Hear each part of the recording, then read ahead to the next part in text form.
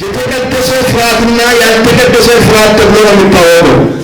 እጋን ያው ዋና ከሲ ከን ቆረጠን ጫፈር ቁልቁሎች ወለርጊ ከን ቀበኒ ለዋንቴ አከስቲካ ልጅ ሶዳ ቁልቁላ እንታን ሀረ ብየለፋ ጉቴ ገንጆ ሶዳ ከሚቲ ከም ብየለፋ ጉቴ ጅሩ ሶዳ ማልፈጋቱ ለጀኔ የሙላሉ ሶዳ ቁልቁላ እንታን ሶዳ ዋቀየ እንደመን ሶዳ ዋቀየ ረቱ ወፋን ሶዳ ዋቀየ እንጃለለ ከም ብየለፋ ገነደ ጉቴ ጅሩ ለሚቆርና ገነገገ ሀከ ኢበኬሳ ሰደተሚሸን ፕረሰንቲን ሰደተሚሸኒ አርገ ኢበኬሳ ሰደተሚሸን ukkubi biyya lafaa kanarra jiran sodaa kanarraa gammadaniidha.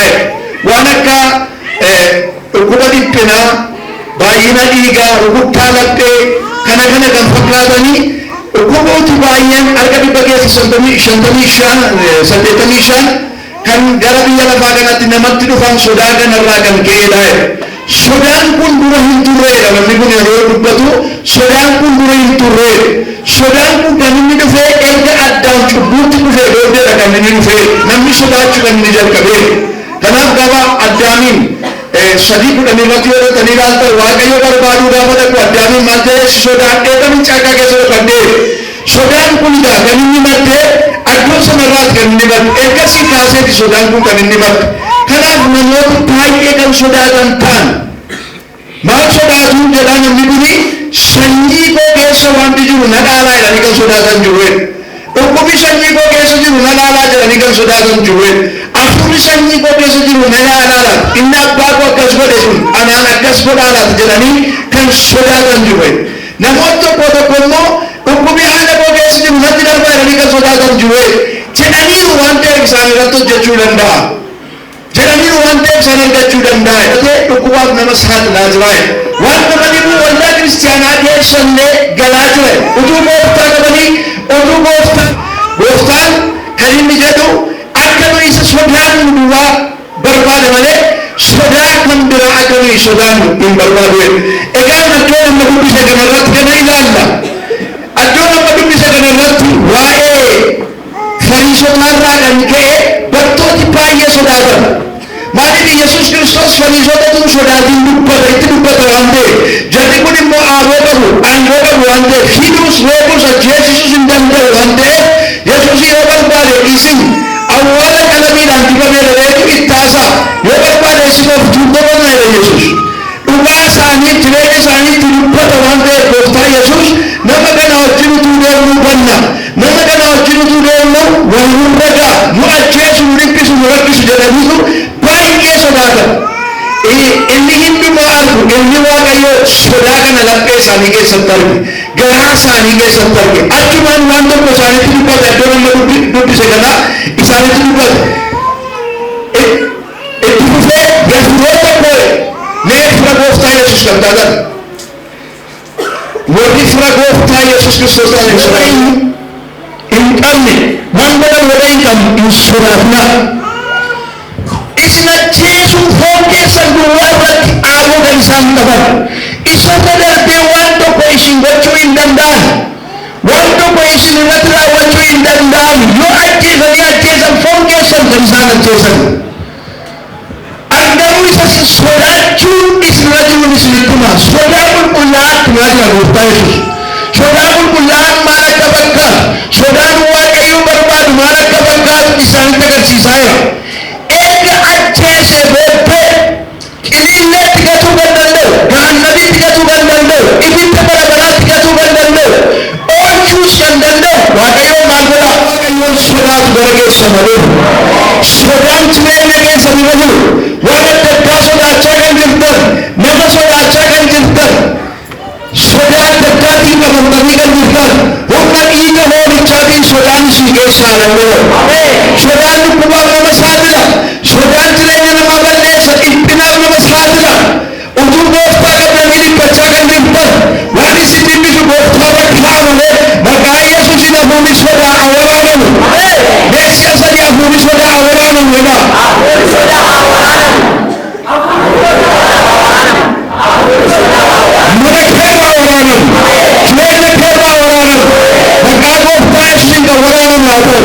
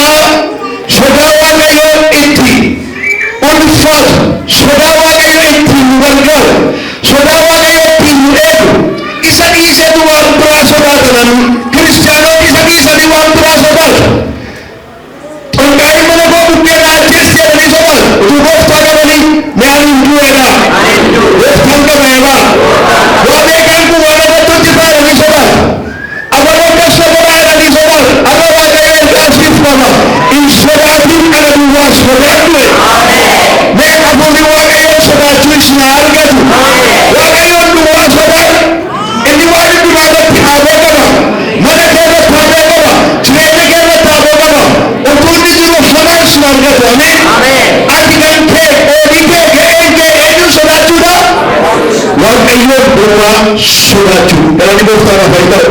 Lammaffaan sodaa qulqullaa'aadha. Sodaan ammas nitti beeku sodaa waaqayyo barbaadu sodaa waaqayyo ittiin ulfaatu. Lama tokko hafuura ijoollummaatiif Roomee 8:15 dubbisuu laata utuu naa kennitee wajjiniin sa'aatiin baay'ee deemeera.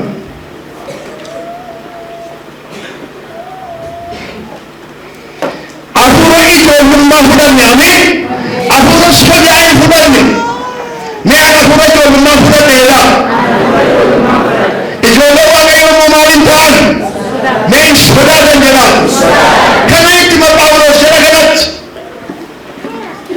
Hafuura sodaa jalatti gadi isin deebisu kan hin fudhanne isinii. Hafuura ijoollummaa fudhatanii. Ijoolleen waaqayyoon sodaatan jechuu barbaadeet. Ijoolleen waaqayyoo isa sodaatan beeku.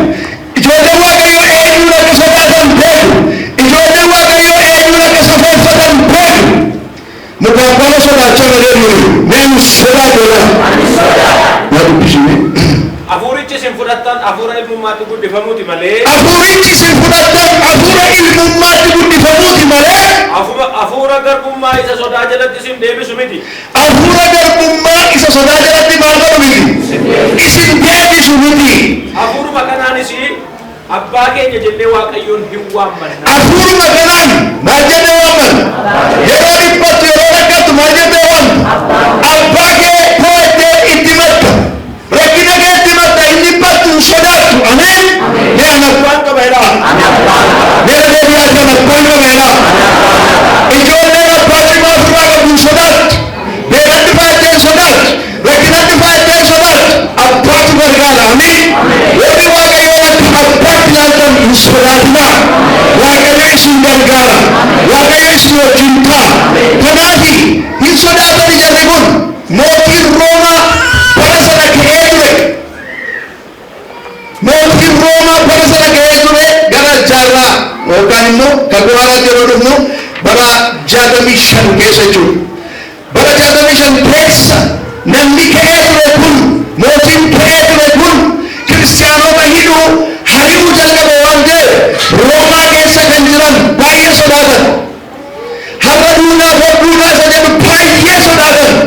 Phaawulos sodaa kana laphee isaanii keessatti argee akka jedhe in sodaatinaa. Ameen. Isin kan fudhattan hafuura sodaa miti. Hafuura garbummaa sodaa garbummaa jalatti isin gadu miti. Sodaa nama garboomfata jechuudha. In sodaatta yoo ta'e garba sodaa taatee jirta jechuudha. In sodaatta yoo ta'e si garboomfata jechuudha. Garbummaa sodaa jalatti isa kan isin gadu kun ta'in hafuura ijoollummaa fuudhee jiru itti bu'ee hin sodaatin waaqayyo jedhanii. Innis waame amanamaadha inni. Maqaan waaqayyo haa eebbifamu. Lammaffaa hafuura dhugaadhaan akkamii waaqayyoon waaqessuu nu galu. Waaqayyoon utuu hin sodaatin yookaan waaqayyoon utuu hin sobeeffatin waaqayyoon waaqessuun akkasumaan. Kanaaf Daawit akka jedha akkuma kanarratti faarsaa 22 maabaasta.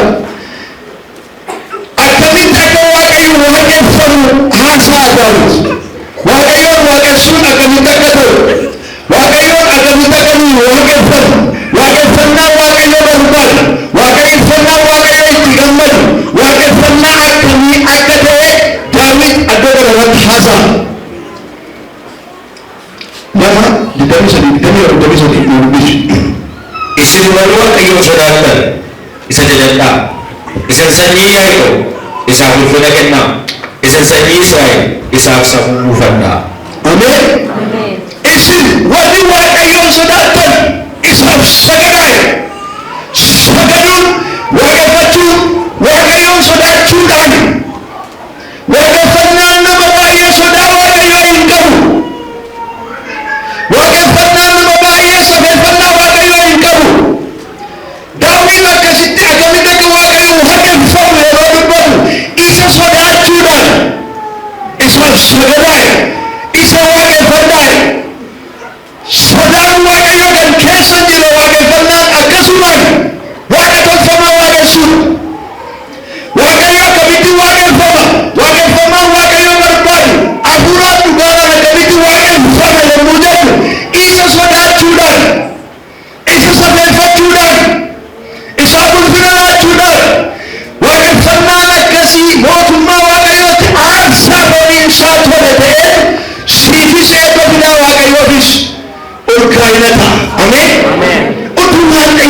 waaqeffatu sodaatiin waaqeffachuun hin ta'u. Daawit kana waan beekuuf nama kana beekootii ta'e ilma Isseey Daawitin hin argadhe. Waaqayyo kan ittiin jedhe akkamitti akka Waaqayyoon waaqeffamu nu taasisan. Isin warra Waaqayyoon sodaattanii Waaqayyoon sodaadhaa.